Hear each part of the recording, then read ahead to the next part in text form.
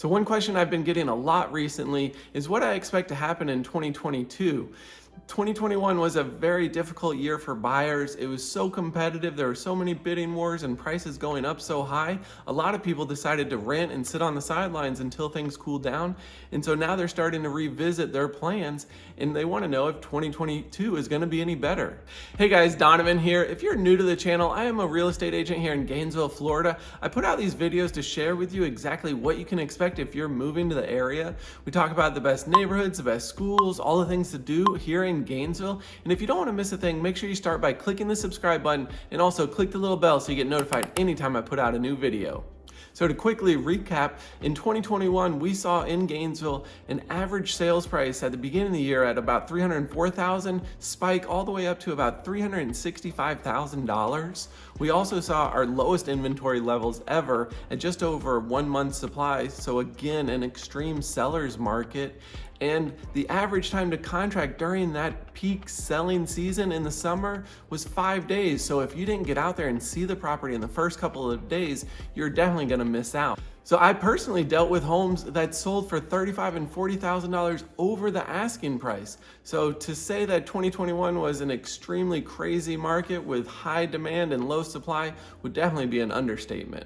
So if you've been following any of the headlines or any of the experts out there, everyone of course does expect home prices to continue to increase into 2022.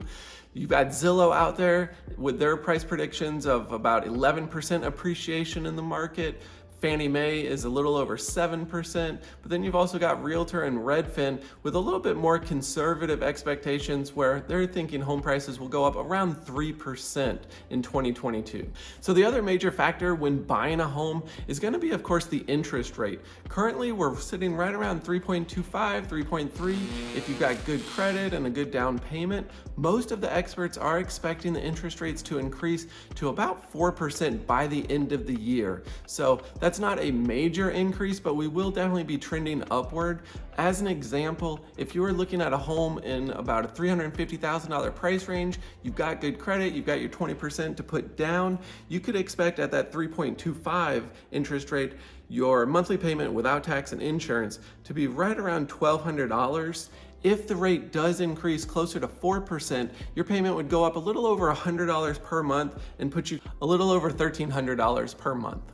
So in addition to the interest rate, another key indicator that you're going to want to keep an eye on is going to be the month's supply of inventory. So right now, currently in Gainesville, we're just a little bit over 2 months of inventory, and that again is going to be in a strong seller's market. To switch into a buyer's market where we could see prices soften a little bit, we're gonna need to get over 5 months of inventory. So we're gonna need to double the number of homes we currently have for sale. And honestly, that's not expected to happen anytime soon. So another challenge with those supply issues and the lack of homes and the lack of inventory is gonna be on the new construction side. Most of the builders here in town are taking around 12 months to build a new home from start to finish. They're doing what they can to shorten it down to 8 or 9 months, but overall with supply chain issues and labor shortages, they just can't build homes fast enough. And again, that's causing just a limited supply and more competition for the homes that are available. So of course, all of those are just predictions and what experts think is gonna happen. Now, no one has a crystal ball, but what I expect to happen is along those same lines. A slight price increase during the summer. We're gonna have a lot more demand and still not enough inventory. So I expect more bidding wars, more homes to sell for above the asking price, and interest rates to also increase.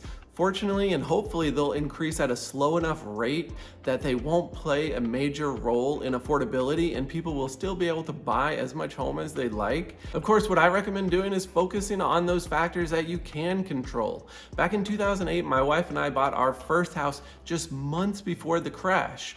Luckily, we were in a great position. We put our 20% down. We had an emergency fund. We had stable jobs, and we weren't planning to leave Gainesville anytime soon. So we were able to just ride that crash. And luckily, since we didn't have to jump off the roller coaster, we didn't get hurt. But we were in a good position. Even if we were gonna move, we were able to rent the house out. So again, those are all just different factors. And as many of those things as you can control, put your effort and energy there. Don't try to time the market market.